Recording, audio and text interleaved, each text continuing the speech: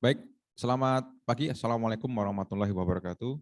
Kita ketemu lagi di pertemuan kita perkuliahan pada pagi hari ini. Ini kita masuk ke pertemuan ke-13 ya, berarti minggu depan kita sudah pertemuan terakhir. Saya sekedar mengingatkan kembali untuk teman-teman yang untuk PKA exam chapternya yang belum diselesaikan, silakan segera diselesaikan. Terutama untuk teman-teman yang masih belum ya. Kemarin saya lihat masih banyak yang belum menyelesaikan exam chapter. Baik, hari ini kita akan membahas chapter 16.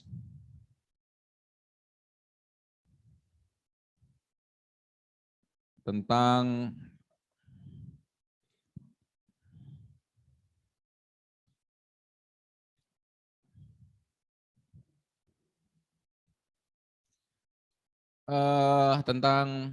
security ya, security fundamental, network security fundamental. Apa yang akan kita bahas di sini? Yang pertama adalah nanti terkait masalah threat dan vulnerabilities, ancaman dan kelemahan pada security. Kemudian kita akan membahas tentang network attack, ya. Kemudian ada network attack mitigation atau istilahnya bagaimana cara kita untuk mengurangi serangan pada jaringan. Kemudian device security, bagaimana kita mengamankan security ya pada perangkat ya, router maupun switch. Oke, yang pertama adalah kita membahas tentang security threat and vulnerabilities ya, yaitu tentang ancaman dan kelemahan pada keamanan. Nah, dalam jaringan kabel maupun nirkabel ini ada beberapa terkait ancaman ya, di mana itu ada memungkinkan bahwa itu bisa terjadi serangan. Nah, ada beberapa tipe serangan yang terjadi di dalam jaringan. Yang pertama adalah information theft atau pencurian informasi. Pencurian informasi ini mereka mencoba untuk masuk ke dalam komputer, ya, di mana komputer tersebut berisi terkait informasi-informasi yang penting yang digunakan oleh organisasi, ya, di mana di situ mungkin ada data-data yang terkait riset, data-data terkait perkembangan dari organisasi yang intinya informasi tersebut adalah informasi yang sangat vital. Kemudian serangan yang kedua itu ada data loss and manipulation. Jadi data loss and manipulation di sini adalah dia masuk ke dalam komputer untuk istilahnya merusak data sehingga datanya bisa hilang, atau istilahnya mereka memanipulasi data, mengganti data dan sebagainya. Ya. Kemudian identity theft atau pencurian identitas, ya ini bagaimana serangan yang terjadi itu digunakan untuk mencuri identitas seseorang. Ya, mungkin nanti akan dimanfaatkan untuk kejahatan. Ya, contohnya adalah kejahatan untuk carding, ya, kartu kredit, kemudian untuk akses, ya, yang membutuhkan identitas. Ya. Nah, itu termasuk identitas theft. Kemudian ada disruption of service. Ya. Disruption of service di sini intinya adalah untuk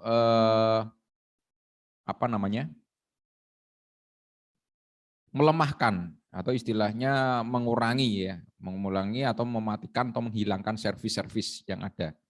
Contohnya di sini adalah DOS, denial of service, di mana menyerang server sehingga server itu nanti dia tidak bisa diakses oleh user atau oleh klien. Kemudian tipe-tipe dari kerentanan atau kerawanan atau vulnerabilities atau kelemahan ya. Ini kelemahan dari device ya. Ini ada beberapa tipe. Yang pertama adalah teknologi vulnerabilities atau kelemahan terkait teknologi ya. Ya, kalau terkait teknologi ini memang bawaan dari perangkatnya ya. Contohnya adalah yang pertama adalah TCP/IP protocol weakness, kelemahan protokol TCP/IP, di mana di sana ada protokol-protokol yang istilahnya kurang aman. Contohnya apa? HTTP. Kemudian ada FTP dan ada ICMP. Jadi sekarang untuk web ya, web yang aman itu kan menggunakan HTTPS ya. Kalau menggunakan HTTP saja itu kalau hanya untuk sekedar web ya, bukan untuk yang sifatnya apa namanya vital ya. Contohnya web-web yang digunakan untuk internet banking dan sebagainya itu menggunakan protokol HTTP itu sangat rawan sekali. Ya, sangat mudah dibobol dan sebagainya. Kemudian kelemahan FTP ya, jelas FTP di sini kurang secure karena apa? Terkait enkripsi. Enkripsi data yang apa namanya? Terhubung melalui FTP. Kemudian ada ICMP, ya ICMP itu bisa digunakan untuk apa namanya? Merusak sistem ya, merusak jaringan atau istilahnya untuk mengganggu jaringan. Contohnya ICMP adalah penggunaan ping ya. Ping ini kan bisa kalau digunakan untuk mengirim paket yang jumlahnya sangat besar itu nanti akan menjadi denial of service ya. Kemudian ada kelemahan SNMP dan SMTP ya. Kemudian ada kelemahan operating system atau bug yang terjadi di dalam sistem operasi. Ya, itu ada beberapa ya yang sering, makanya sistem operasi itu membutuhkan patch ya, membutuhkan update dan sebagainya, tujuannya digunakan untuk mengatasi kelemahan yang ada di sistem operasi. Memang bawaannya ya, itu bawaan sistem operasi ya. Kemudian ada network equipment weakness atau kelemahan perangkat jaringannya sendiri ya. Contohnya adalah router ya, firewall, switch dan sebagainya yang mungkin bawaan pabrik, yaitu kelemahan dari bawaan pabrik ya. Kemudian ada kerawanan atau kerentanan terhadap konfigurasi. Kalau yang ini teknologi ya, kalau teknologi ya memang itu sudah bawaan dari perangkatnya ya, dari sononya istilahnya ya. Maka perlu adanya improvement yang digunakan untuk mengamankan teknologi tersebut. Kemudian ada konfigurasi ya, konfigurasi. Jadi kerawanan konfigurasi ini ada beberapa. Contohnya adalah unsecure user account, jadi user account yang tidak aman. Contohnya user account yang mempunyai password yang dapat ditebak. Ya, dapat ditebak. Nah, biasanya user account ini harusnya diganti dengan user account yang istilahnya tidak mudah ditebak. Ya, user account-nya itu yang terdiri dari username dan password, itu gunakan yang terutama password-nya yang tidak boleh gampang ketebak. Ya. Makanya contohnya kemarin di pertemuan kita kemarin yang di praktikum, ya kita mengeset password yang aman, ya, di mana ada minimal password, kemudian ada enkripsi password, ya dan sebagainya. Kemudian sistem account dengan menggunakan GAIS, ya. Jadi jaringan yang mengaktifkan GAIS ini ya, ini lebih rawan, ya, lebih rawan daripada yang tidak mengaktifkan GAIS. Ya, tamu istilahnya tamu ya. Biasanya kan untuk user GAIS di dalam jaringan itu kan biasanya dibuat simple ya. Simple, passwordnya mudah. Tujuannya apa? Tamu-tamu yang menggunakan jaringan itu tidak perlu susah dalam mengkonfigurasi untuk terhubung ke jaringan tersebut. Nah, ini bisa dimanfaatkan kelemahan seperti ini ya. Kemudian misconfigured internet service. Jadi internet service yang konfigurasinya kurang baik, ya. Contohnya JavaScript, ya. JavaScript itu kalau aktif itu bisa digunakan untuk serangan juga, ya. Terus kemudian ada FTP, ya, web server, ya, IIS apa aja dan sebagainya itu kan rawan. Kalau kita hanya menggunakan istilahnya port yang digunakan secara default, ya. Kemudian ada unsecure default system, default setting, ya, default setting. Nah, ini makanya ketika kita akan menggunakan perangkat jaringan yang baru, sebaiknya konfigurasinya jangan dikonfigurasi standar pabriknya, ya, standar pabriknya. Maka kita harus merubah, ya. Kita rubah settingan-settingan yang standar pabrik. Karena standar pabrik itu semuanya sama dan sifatnya open. Contohnya biasanya kalau kita membeli modem, ya, awal itu kan biasanya passwordnya admin, ya, itu kan gampang ditebak. Karena itu settingan default dari pabriknya, ya. Maka kita harus ganti, jangan sampai menggunakan konfigurasi yang sesuai pabriknya. Ya, pabrik itu memberikan konfigurasi secara default, fungsinya agar pertama kali digunakan itu mudah. Ya, ketika perangkat itu pertama kali digunakan itu mudah. Nah, setelah itu baru kemudian administrator atau yang menggunakan diwajibkan untuk mengganti konfigurasi. Ya. Contohnya tadi, ya, usernya, passwordnya. Kalau Anda beli modem pertama kali itu kan, kalau kita mau sebelum kita konfigurasi, ya, itu kan passwordnya gampang banget, ya, admin. Ya, admin. Nah, itu harus Anda ganti agar nanti tidak terjadi kerentanan, ya, kelemahan sistem. Kemudian selanjutnya adalah kesalahan konfigurasi pada perangkat jaringan. Ya. Contohnya adalah konfigurasi access list. Access list itu siapa-siapa saja yang boleh mengakses. Ya, jangan sampai salah. Kemudian routing protokol, ya, itu jangan sampai salah. Ya. Ya. Jadi kalau untuk user yang istilahnya itu user yang sudah tingkat menengah ke atas, itu biasanya kesalahan terjadi pada di misconfigured network.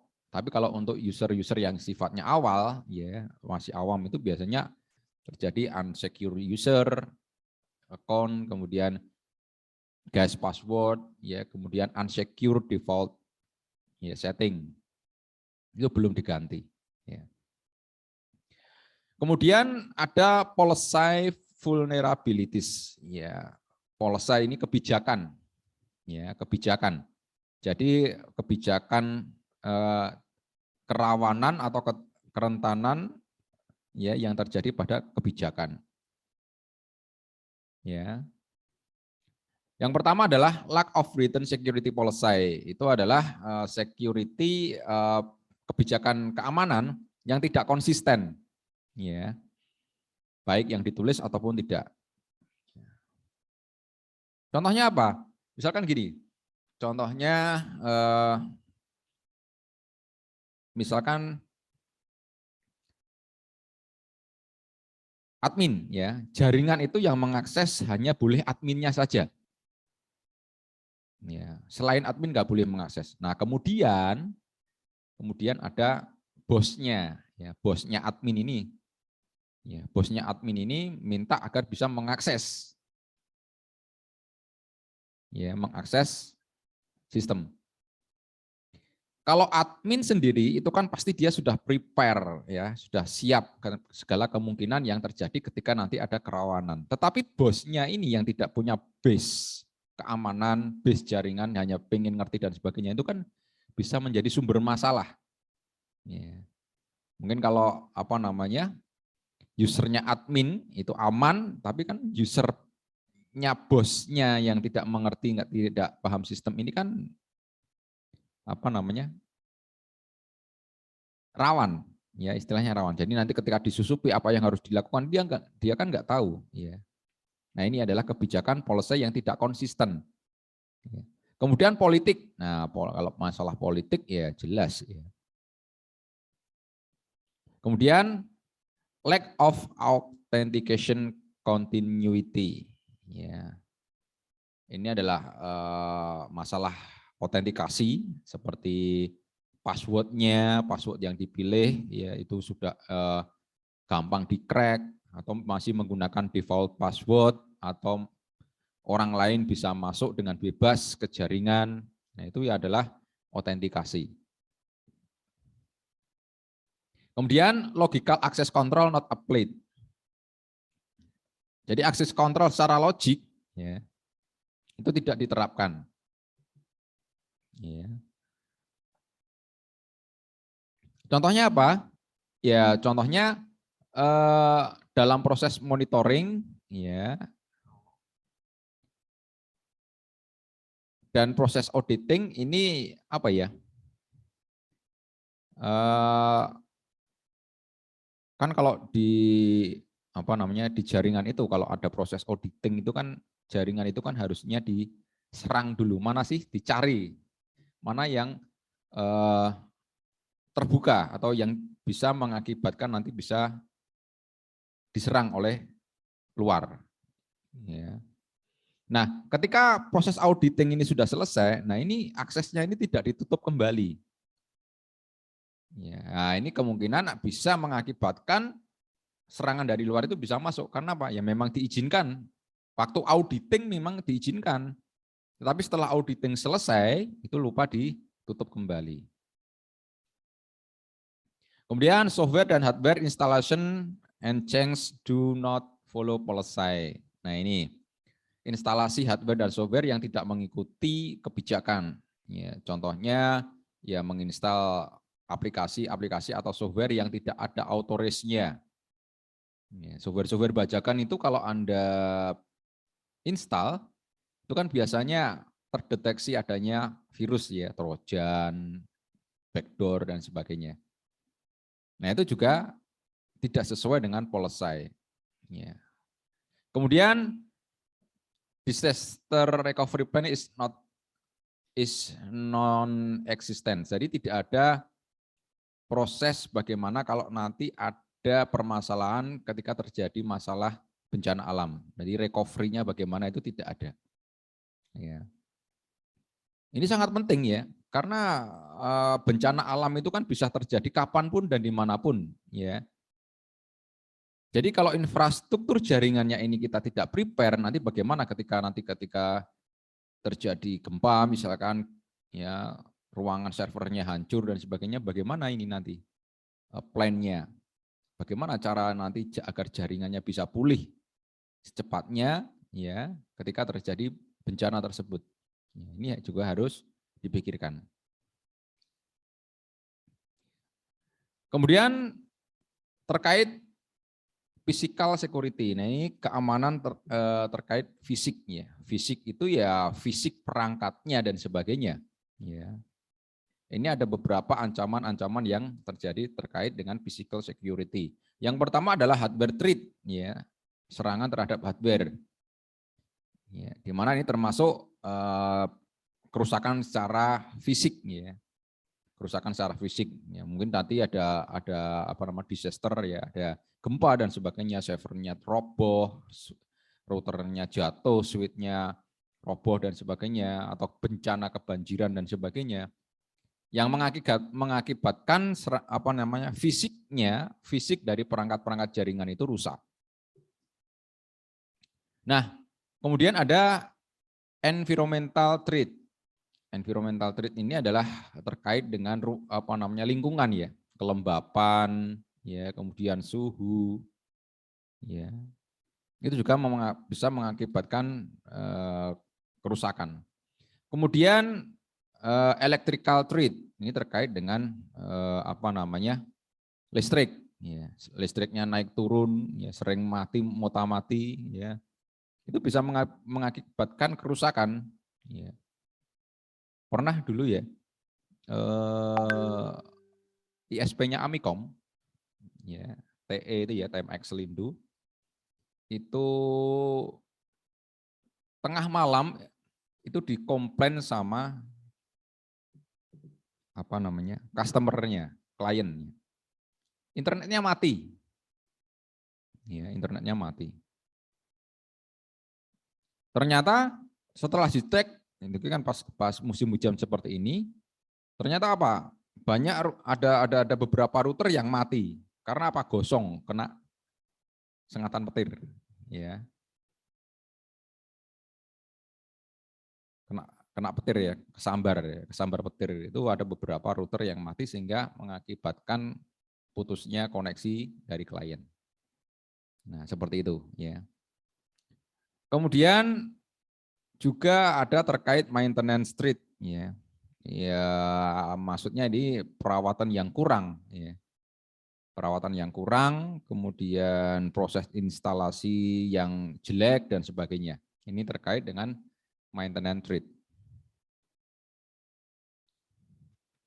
Nah, ini adalah contoh beberapa penerapan physical security, ya. Jadi kalau data center yang asli, ya, yang benar-benar data center itu kan di dalam ruangan yang tersendiri. Ya, data center itu kan ya pokoknya istilahnya kumpulan dari beberapa perangkat jaringan yang memang di situ digunakan untuk menunjang kelangsungan sistem, ya. Mungkin di situ diberikan ruangan sendiri, kemudian ada pintu tertutup, kemudian ada pintu yang terkunci yang bisa masuk hanya menggunakan card reader dan itu juga harus diawasi oleh helpdesk dan sebagainya. Ya, kemudian di sini ada UPS yang digunakan untuk mengantisipasi ketika nanti terjadi listrik yang mati agar sistem bisa terus berjalan, ya, ada AC-nya untuk mengatur kelembapan dan sebagainya. Ini secara fisik, ya. Terus kemudian ditempatkan di ruangan yang jauh, ya, dari manusia, misalkan di basement atau di ruangan tertentu yang dengan tingkat keamanan yang tingkat tinggi, ya. Ya, kalau Anda lihat seperti di film-film itu kan biasanya data center atau data atau server-server itu kan jauh dari manusia, ya, untuk masuknya aja melewati beberapa tahap keamanan. Nah, itu adalah secara fisik. Oke. Kemudian serangan-serangan yang terjadi pada jaringan. Yang pertama adalah malware, ya. Malware ini adalah program, ya, program yang memang tujuannya digunakan untuk merusak, ya, kemudian melemahkan, mencuri, ya, data yang ada di jaringan. Ya. Nah, beberapa tipe dari malware ini ada. Yang pertama adalah virus. Ya, virus ini adalah program di mana dia dapat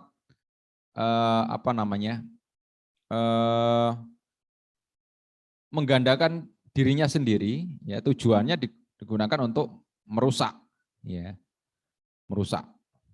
Tetapi virus ini dia bisa aktif ketika terjadi interaksi oleh user. Jadi virus ini aktif ketika ada interaksi. Kalau tidak ada interaksi, ya dia diam aja. Ya, diam saja. Pak, saya nggak ngeklik virus itu kok ada virusnya. Ya, Anda ngeklik yang lainnya yang nggak Anda sengaja. Mungkin file yang sudah terinfeksi kemudian Anda klik, nah itu virusnya nyebar. Ya, virusnya nyebar. Virus itu kalau tidak diklik atau tidak ada interaksi terhadap file atau program yang terinfeksi virus itu dia tidak akan nyebar. Jadi virus ini sifatnya pasif.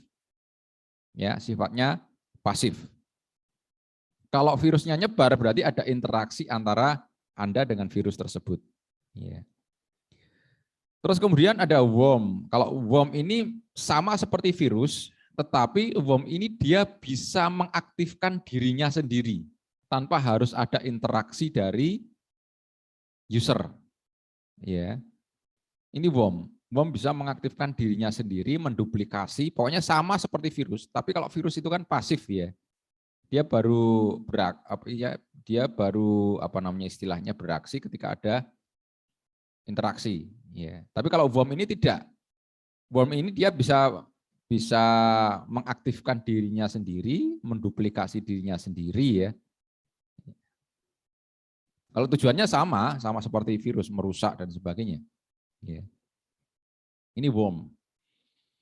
Kemudian ada Trojan. Ya, Trojan horse ini adalah tipe dari malware di mana dia digunakan untuk istilahnya itu merusak. Ya. Ya, biasanya digunakan untuk mencuri data, menghapus file, ya, atau mengaktifkan virus atau mengaktifkan malware yang lainnya. Jadi Trojan ini biasanya tidak diketahui, jadi istilahnya itu tidak diketahui ya, jadi beraksi setelah dia masuk. Ya.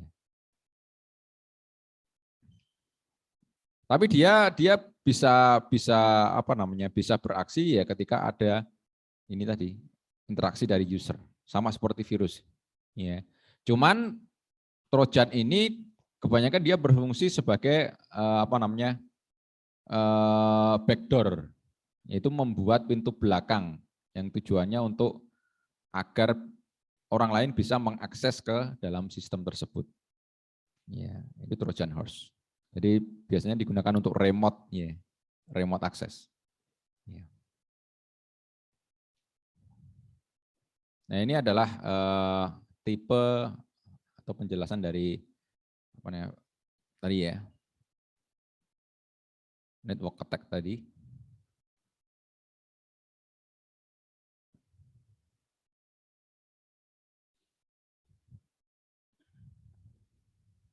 Nah, ini virus ya. Kalau worm tadi sama, dia bisa mengaktifkan dirinya sendiri, memperbanyak dirinya sendiri tanpa harus ada interaksi dari user, ya. Seperti itu.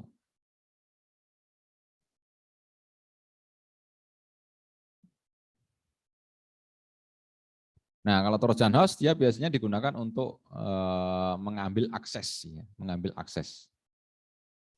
hak akses agar sistem itu bisa dikendalikan dari jarak jauh. Kemudian ada reconnaissance attack. Reconnaissance attack ini adalah seperti serangan yang tujuannya digunakan untuk memata-matai, ya, mengintai, mengintip, ya. Tujuannya apa? Ya, tujuannya ini ya untuk melihat mapping sistemnya seperti apa, servis-servisnya yang terbuka apa, kemudian kelemahan-kelemahan terhadap sistem ini apa. Itu namanya reconnaissance attack atau serangan yang tujuannya dia digunakan untuk memata-matai. Ya. Kemudian access attack di sini serangan yang ditujukan untuk terhadap akses terhadap sistem. Ya. Jadi tujuannya untuk menyerang yang berkaitan dengan akses sistem. Ya, contohnya user, password dan sebagainya itu yang diserang, yang diambil, yang dicuri tujuannya agar bisa masuk ke dalam sistem tersebut. Ini namanya access attack. Kemudian denial of service. Denial of service ini adalah serangan yang digunakan untuk mematikan atau istilahnya ya agar jaringan atau sistem atau service itu jadi nonaktif, tidak aktif, ya, atau korup. Nah, ini adalah denial of service. Nah, contoh-contoh dari reconnaissance attack ini, yang pertama adalah internet query. Internet query ini biasanya digunakan untuk melihat web, ya, melihat web, apakah ada hal-hal yang bisa rawan. Nah, di sini contohnya adalah NSLOOKUP ya, atau WHOIS. WHOIS ini fungsinya digunakan untuk mengetahui informasi terkait targetnya. Oh, ini apa namanya? Yang contohnya cisco.com ya, cisco.com ini siapa sih yang registrasi? Oh, dari Cisco, kemudian alamatnya di mana, domainnya apa ya. Diketahui untuk ini digunakan untuk mengetahui identitas dari target ya. Kemudian ada ping sweep ya. Ping sweep di sini digunakan untuk mengetahui IP address yang aktif ya, IP address dari perangkat yang aktif. Semuanya di ping ya, mana yang aktif ya, mana yang melakukan proses replay. Nah, dari ping sweep ini kan nanti akan diketahui IP address dari perangkat tersebut yang mana ya, IP address-nya apa. Nah, itu yang nanti akan dituju. Kalau sudah ketemu IP address, nah itu sudah bisa diolah yang digunakan untuk serangan. Kemudian port scan ini adalah digunakan untuk men-scan atau melihat port-port yang aktif di dalam jaringan tersebut. Ya. Kalau IP address-nya sudah ketemu, portnya sudah ketemu, itu kan mudah. Ya. Nah, contohnya nih, port scan. Oh, ternyata yang terbuka itu SSH, kemudian ada domain yang terbuka, kemudian ada ini yang digunakan untuk bin juga. Bin itu ya digunakan untuk apa namanya, domain ya, DNS ya. Kemudian ada IPP, ada RDNC dan sebagainya. Tujuannya digunakan untuk mengetahui port-port mana saja yang terbuka di dalam jaringan tersebut. Ya. Kemudian ada access attack, ya, serangan terhadap akses. Yang pertama adalah password attack. Ya, password attack ini digunakan ya untuk apa ya? Ya, untuk mengambil atau untuk mengetahui user dan passwordnya. Ya, user dan passwordnya. Kalau setahun belakangan ini kan banyak kasus-kasus terhadap apa namanya, password attack terhadap Facebook ya. Ada beberapa yang bisa mengambil Facebooknya orang. Ya. Tapi kalau itu lebih ke ini sih, lebih ke social engineering ya, daripada nge-crack, nge-hack. Ya. Mereka bisa mendapatkan user dan password itu biasanya dari social engineering kalau apa namanya, media sosial itu. Ya. Nah, biasanya yang mendukung ini ya, yang mendukung apa namanya, pengambilan terhadap akses attack ini, kita memberikan informasi yang sifatnya private ya, itu di halaman umum. Contohnya apa? Contoh, kita biasanya membuat user dan password ya. Itu kan kalau orang kebanyakan kan passwordnya itu kan tanggal lahir, nomor telepon, nomor rumah dan sebagainya. Nah, itu kalau Anda ya, Anda cantumkan dalam media sosial Anda, itu bisa menjadi sebuah kerentanan. Ya, kerentanan. Contohnya lagi, kemarin sampai saat ini juga masih banyak kasus ya. Kok WA saya di-hack ya? WA saya di-hack. Ya. Nah, ini ada beberapa kemungkinan ya yang terkait itu. Ya, jadi kalau kita sembarangan memberikan informasi nomor telepon kita ya, terhadap umum, ya itu bisa mengakibatkan seperti itu. Apalagi nomor HP atau nomor telepon yang sifatnya digunakan untuk bisnis. Nah, jadi sebaiknya kita memisahkan ya antara nomor telepon pribadi. Biasanya nomor telepon pribadi itu digunakan untuk hal yang sangat vital, misalnya internet banking, terkoneksi dengan email kita, dan sebagainya. Ya. Jadi Anda pisahkan antara nomor pribadi dengan nomor yang digunakan untuk bisnis. Kalau bisnis kan memang mau nggak mau Anda mencantumkan atau memperlihatkan nomor telepon Anda. Ya kan seperti itu ya. Nah ini Anda harusnya memisahkan antara yang Anda gunakan untuk bisnis dengan yang sifatnya personal atau private. Ya. Di mana yang private ini membutuhkan digunakan untuk hal-hal yang sifatnya memang sangat vital. Ya, jadi kalau bisa dipisahkan, jangan dijadikan satu.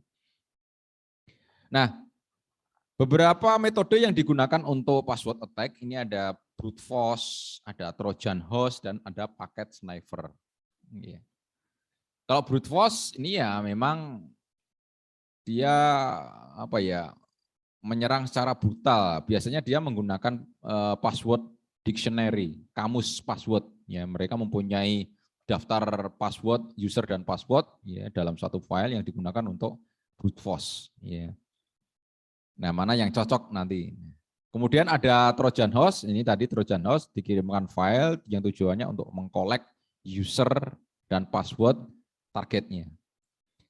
Kemudian paket sniper ini contohnya ya apa namanya Wireshark ya, itu digunakan untuk melihat data-data yang apa namanya lewat jaringan, di mana kemungkinan data-data tersebut tidak terenkripsi, ya, sehingga kelihatan user dan passwordnya. Kemudian ada trust exploitation, trust exploitation. Nah, trust exploitation di sini biasanya adalah penyerang itu apa namanya? Dia istilahnya berpura-pura, ya, berpura-pura sebagai orang yang dikenal, ya. Berpura-pura sebagai orang yang dikenal, yang tujuannya untuk apa namanya? Agar bisa masuk ke sistem, ya.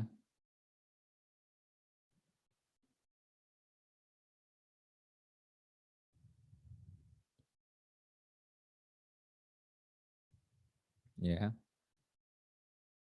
Setelah mendapatkan akses, ya, mereka akan mencari targetnya. Ya. Nah, biasanya untuk klien itu biasanya ada rawan ya. Jadi kebanyakan serangan dan sebagainya itu biasanya di kliennya, end usernya. Karena mungkin habit atau kebiasaan end user yang tidak baik. Ya, inilah yang merusak sistem. Nah, ini penyerang ini kan dia mau masuk ke sini nggak bisa, masuk ke apa namanya, ke sistem B atau sistem B ini adalah sistem-sistem yang memang dilindungi oleh firewall. Ya. Nah, di sini attacker dia mengetahui bahwa sistem A ini ada yang terbuka, ya, sehingga dia bisa mendapatkan user dan passwordnya, ya, user dan passwordnya. Sedangkan sistem A ini dia adalah sistem yang terpercaya atau yang dapat dipercaya oleh sistem B, sehingga dia bisa terkoneksi bebas keluar masuk di sistem B ini. Tapi ini kan nggak bisa, makanya dia mengeksploitasi mana sih? Oh ternyata A itu dia dipercaya oleh sistem B, jadi dia bisa connect langsung ke sistem B, dia bisa masuk ke sistem B. Ya kalau begitu saya coba tak mengeksploitasi sistem A ini. Barangkali saya dapatkan user dan password untuk bisa masuk ke sini, ke sistem B. Nah akhirnya ya penyerang ini dia mengeksploitasi sistem A, kemudian bisa didapatkan bahwa user dan passwordnya ini. Nah, dia bisa masuk ke sistem B. Karena user dan password ini dia dianggap dipercaya, ya punya otorisasi masuk ke sistem B ini. Nah, akhirnya thread-nya ini masuk ke sistem B, kemudian dihancurkan, ya bisa juga digunakan. Kemudian setelah ini apa namanya kena serangan hancur, kemudian dia masuk ke sistem A untuk melakukan hal yang sama. Ini yang namanya threat exploitation. Ya. Kemudian ada port redirection. Port redirection ini adalah membelokkan port. Jadi port yang harusnya masuk ke server atau masuk ke tempat yang seharusnya ini dibelokkan oleh penyerang. Ya, dibelokkan oleh penyerang. Nah, contohnya di sini ya. Ini aktor ya, penyerang ini dia akan menyerang A ya, portnya 22. Ya, portnya 22. Kemudian dia melakukan proses ping. Ya. Nah, dilihat di sini bahwa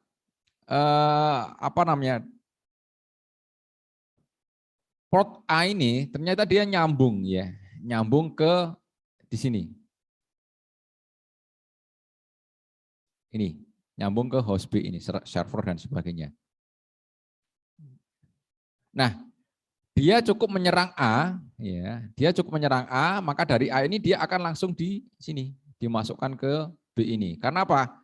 Antara A dengan B ini terkoneksi di port yang sama. Ya. Sedangkan A ini dia ada port yang terbuka. Ya, ada port yang terbuka, ya. Nah, port yang terbuka di A ini dia dimasuki oleh penyerang. Nah, setelah penyerang ini bisa masuk ke A, otomatis dia bisa terkoneksi ke yang B ini melalui port yang terbuka tersebut. Ya, sehingga ini dinamakan port redirection. Ya. Kemudian ada man in the middle. Ya, man in the middle ini adalah orang di tengah-tengah. Ya, orang di tengah-tengah. Ya, berfungsi dia seakan-akan penengah ya, penengah antara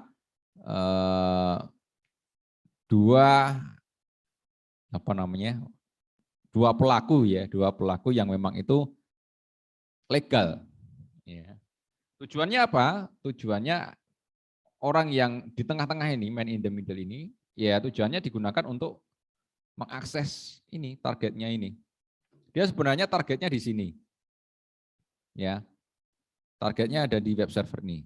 Akan tetapi untuk masuk ke web server ini, dia kan nggak tahu user dan passwordnya, sehingga dia menyadap di sini. Ya. Man in the middle itu istilahnya menyadap lah ya, menyadap. Ya, menyadap dari data yang ini. Jadi ini seakan-akan dia sebagai servernya, pengganti servernya. Ya. Maka ini yang dikirimkan ya, maka user ini nanti klien itu akan mengirimkan datanya ke orang ini, ya bukan ke server yang utama ini. Ya, bukan ke server yang pertama. Ya. Jadi ini seakan-akan penengah, ya orang yang menyadap ya, menyadap. Ya. Ini. Kemudian ada denial of service. Ya, denial of service ini adalah serangan yang memang digunakan untuk melumpuhkan service. Ya, service-service yang ada di server. Contohnya ya web server, kemudian mail server dan sebagainya. Tujuannya adalah digunakan untuk melumpuhkan service yang ada di server sehingga server tidak bisa diakses. Ya, sehingga tidak bisa diakses. Ya. Jadi seakan-akan servernya ini down. Ya. Sebenarnya bukan down, tapi dia melayani akses yang begitu banyak dari penyerang ini. Ya. Makanya seakan-akan servisnya adalah down. Ya. Nah, denial of service ini dia mempunyai dua tipe atau ada dua jenis ya. Yang pertama adalah DOS attack. DOS attack itu DOS attack ya. Ini treat ngeping langsung ke servernya. Nah ini secara langsung di ping sehingga ini klien ini tidak bisa mengakses. Ya karena apa? Server ini hanya melayani penyerang ini. Ya. istilahnya penyerang ini meminta request ya, request terus menerus ya, sehingga server ini dia hanya melayani ini ya, fokus melayani karena dia merequest banyak sekali, sehingga klien-klien yang lain ini tidak terlayani ya, tidak terlayani, sehingga kok slow, apa namanya, websitenya kok slow ya, lambat, down, nah dan sebagainya. Ini adalah denial of service. Jadi penyerang langsung menyerang servernya. Ya. Kemudian tipe yang kedua adalah DDoS. Ya. Distribution denial of service. Nah, kalau DOS tadi penyerang ini dia langsung menyerang ke servernya. Ya, langsung meminta terus ya. Nah, kalau distributed denial of service ini sama fungsinya, cuman threat actor ini atau penyerang ini dia mengirimkan file yang isinya itu nanti akan memicu DOS. Itu ke klien. Jadi threat ini mengirimkan file ya, file yang sudah terinfeksi ya, yang nanti bisa memicu DOS ini ya ke klien-kliennya ini. Sehingga server nanti ini tidak diserang langsung oleh penyerang ini, tapi penyerang ini nanti akan mengaktifkan file yang tadi sudah diisikan coding atau program yang isinya untuk DOS, ya, untuk menyerang server. Jadi server itu diserang dari kliennya mereka sendiri, bukan dari threat aktornya ini. Ya. Nah ini kita bisa lihat. Nah ini threat actor mengirimkan file yang sudah diinfeksi ya, yang ada DOS apa namanya kodenya. Nah, jadi dia tidak langsung ke servernya, tapi server yang ini diserang oleh ini klien-kliennya sendiri ya, karena tadi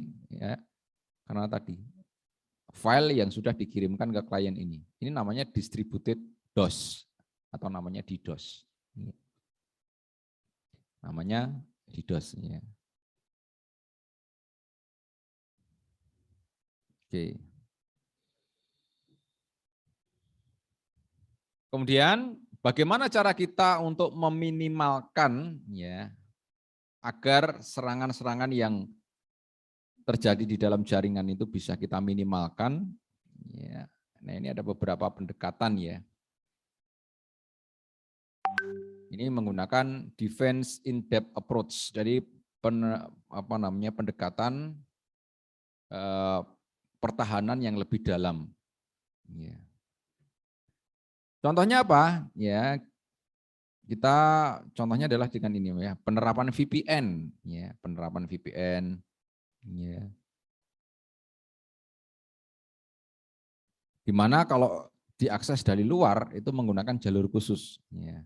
Kemudian menggunakan firewall, ya, menggunakan firewall yang keluar masuk di jaringan lokal, jaringan internal ya.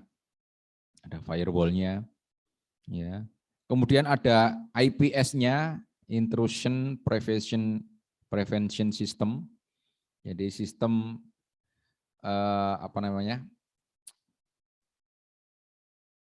pencegah ya, pencegah penyusupan. Ya. Ini digunakan untuk melihat trafik-trafik yang isinya itu malware ya, dan sebagainya. Kemudian ada ESA, Email Security Appliance, dan Web Security. Nah, ini security khusus ya. Ini nanti kalau Anda pelajari ini ada di materi Network Security, keamanan jaringan. Ya, ada ESA, ini ESA, ASA, ESA, WSA ini adalah perangkatnya dari Cisco ya.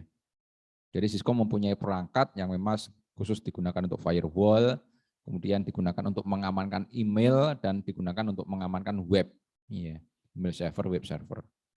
Kemudian ada AAA server. AAA server biasanya digunakan untuk otorisasi ya, otorisasi akses. Biasanya ditempatkan di ini, di DHCP server. Jadi kalau digunakan untuk otorisasi akses klien yang terhubung di dalam jaringan. Ya, itu menggunakan AAA server. Kemudian keep backup, ya harus ada backup. Ya. Harus ada backup untuk sistem jaringannya. Jadi ketika kita nanti jaringannya down, ya kita masih mempunyai backup-nya. Ya.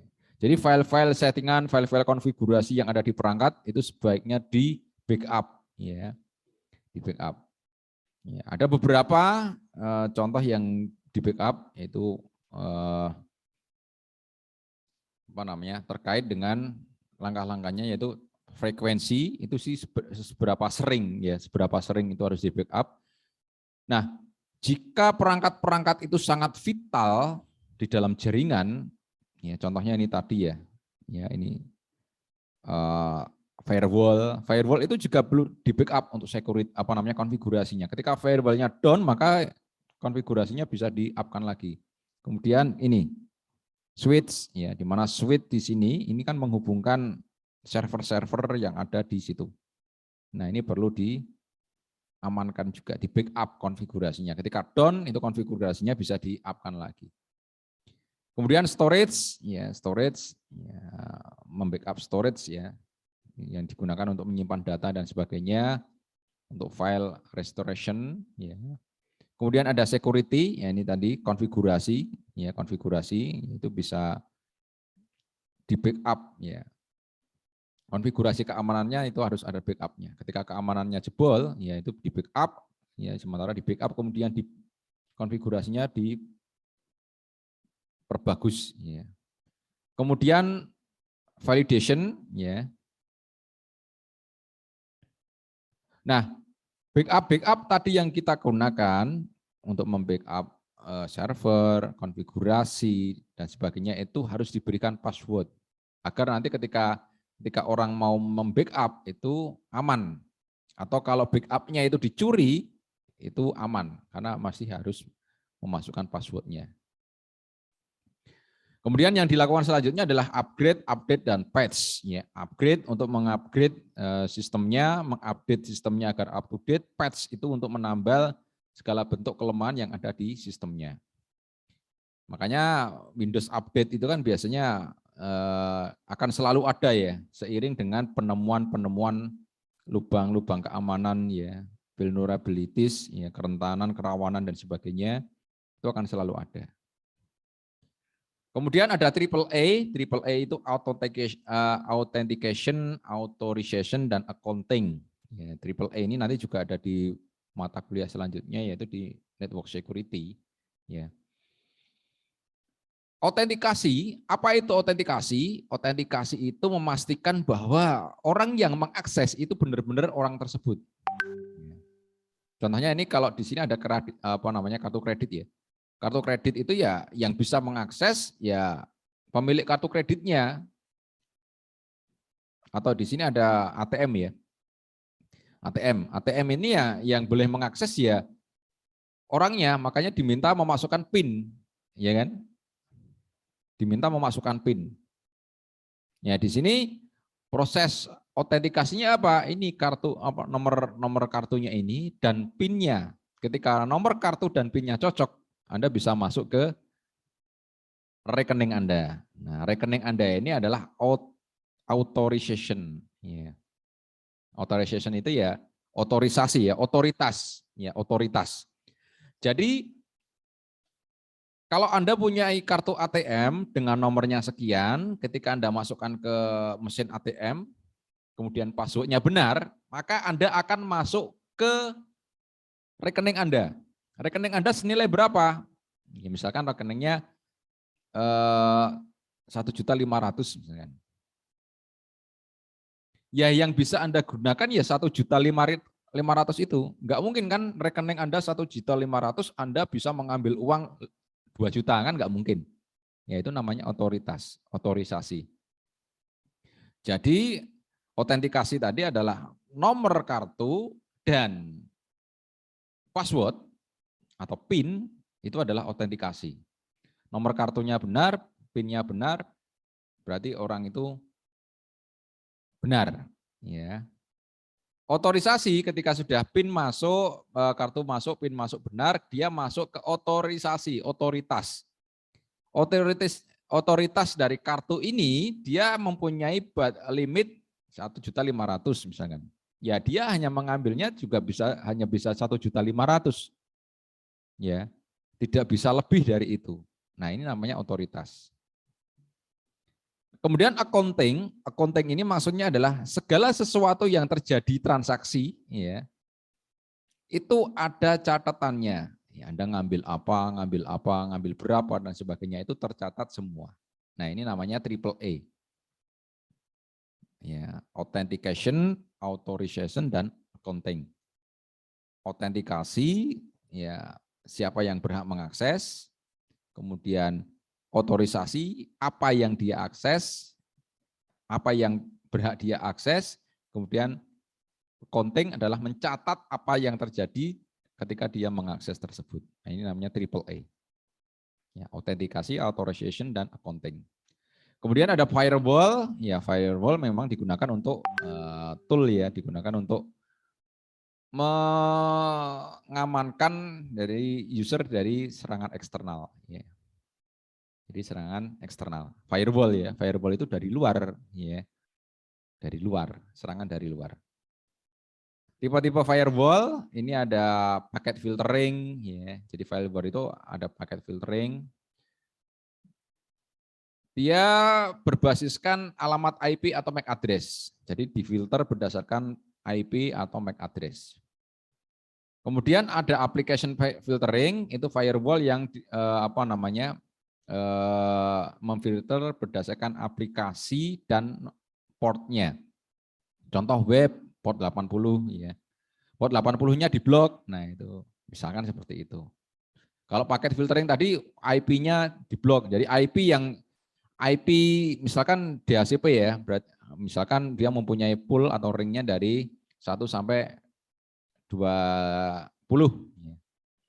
Jadi yang bisa masuk ke jaringan hanya yang IP 1 sampai 20. Ya, IP 21 ke atas tidak boleh. Nah, itu adalah paket filtering berdasarkan IP address. Kemudian aplikasi filtering, user tidak boleh mengakses port 80 atau tidak bisa browsing, intinya seperti itu. Ya, kemudian ada URL filtering, ini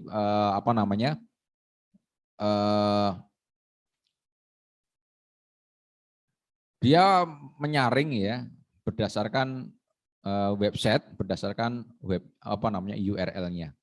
Misalkan tidak boleh mengakses www.facebook.com. Atau kalau tempat ini biasanya di itu ya, internet positif ya, IPOS itu ya. Internet positif, kalau Anda memasukkan nama websitenya muncul internet positif atau internet sehat, nah itu dia berbasiskan URL filtering. Kemudian ada SPI, Stateful Packet Inspection, ya. Ini firewall yang dia berfungsi, dia mengecek paket-paket yang masuk dulu. Apakah ini diblok atau diizinkan. Contohnya misalkan paket yang diizinkan masuk, misalkan ukurannya maksimal 200 byte misalkan. Loh kok ini ada paket yang ukurannya lebih dari 200 byte, maka dia diblok. Nah, ini adalah stateful packet inspection. Ya. Jadi berdasarkan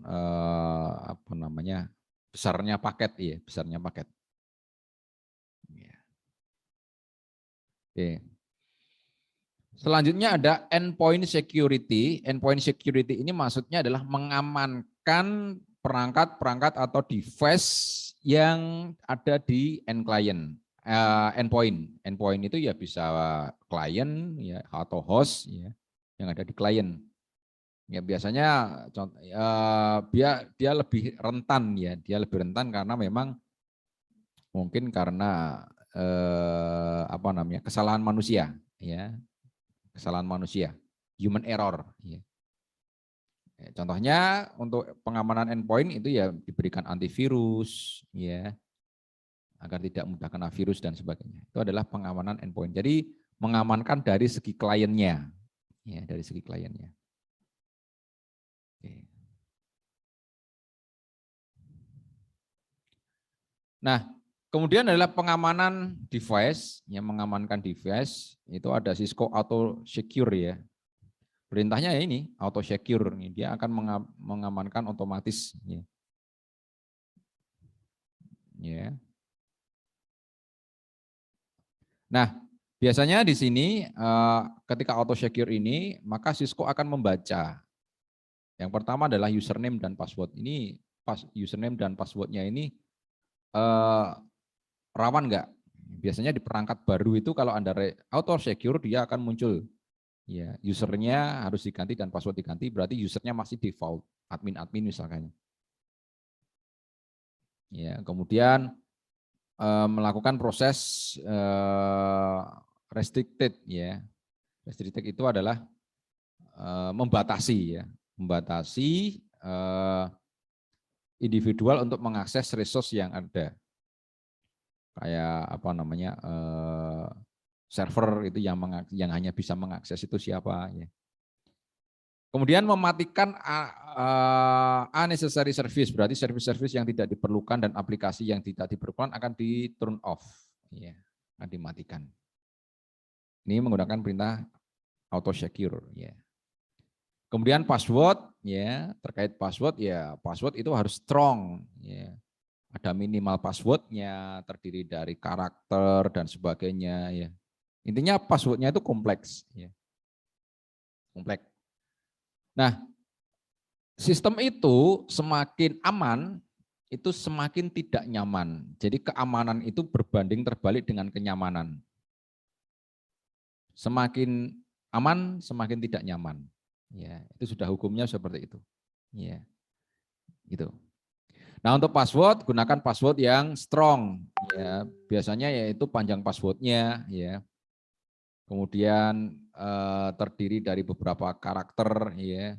Karakter-karakter yang kompleks, ya, ada huruf besar, huruf kecil, nama, apa namanya, nomor, kemudian simbol, space dan sebagainya. Ya. Kemudian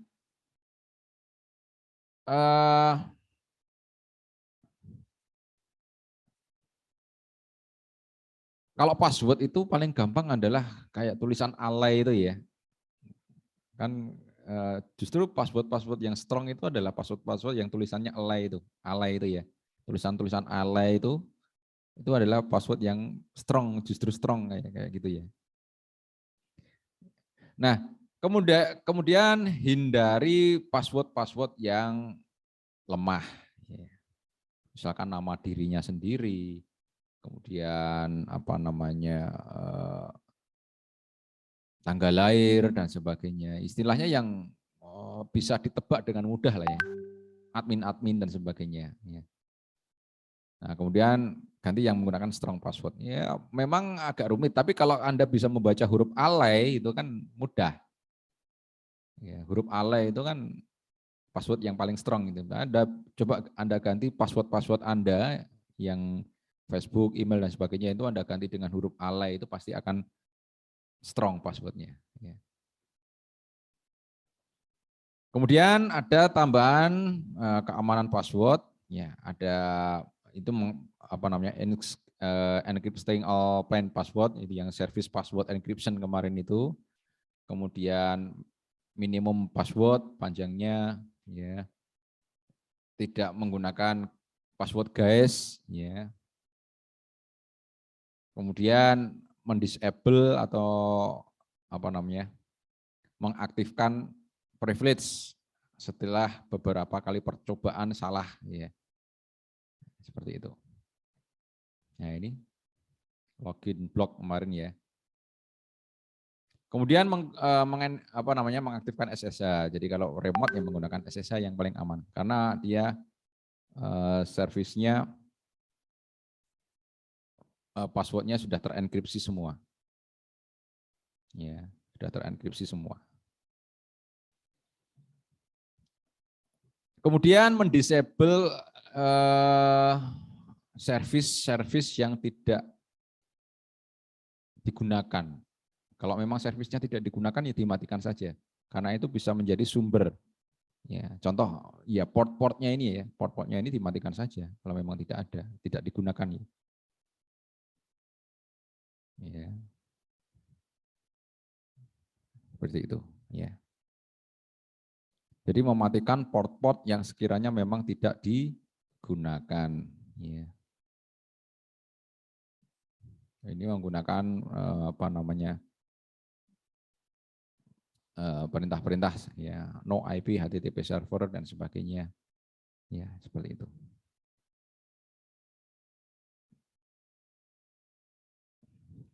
Oke, modul and quiz berarti sudah selesai materinya. Mungkin ada pertanyaan, teman-teman? Sekali lagi, jangan lupa untuk mengerjakan exam-exam yang sudah kemarin dikerjakan ya. Berarti sampai ke exam chapter 17. Ya, silakan dikerjakan ya. Untuk praktikumnya untuk minggu depan kita tidak ada materi, Anda hanya mengerjakan integrated apa tadi ya, saya lupa tuh. Nih. Skill integration challenge ya, Anda mengerjakan itu. Kemudian nanti pertemuan selanjutnya ada final PTSA, kemudian terakhir ada final exam. Ya, final examnya ini. Baik teman-teman, ada pertanyaan? Kalau tidak ada, mungkin praktikum ini ya. Ujian nya itu deadline-nya pengerjaan sampai tanggal berapa ya? Sebelum UAS ya. Sebelum UAS. Jadi silakan dikerjakan semua exam chapter itu sebelum UAS. Karena UAS nanti sudah close. Anda tinggal mengerjakan yang chapter-chapter yang lain. Apa namanya? Ini ya, yang digunakan untuk responsi, yang digunakan untuk final exam. Anda tinggal itu. Ya. Jadi silakan sebelum UAS semua sudah harus dikerjakan. Ya, untuk exam chapternya. Baik teman-teman, itu yang bisa saya sampaikan pada pagi hari ini. Terima kasih atas kehadirannya. Saya akhiri. Assalamualaikum warahmatullahi wabarakatuh.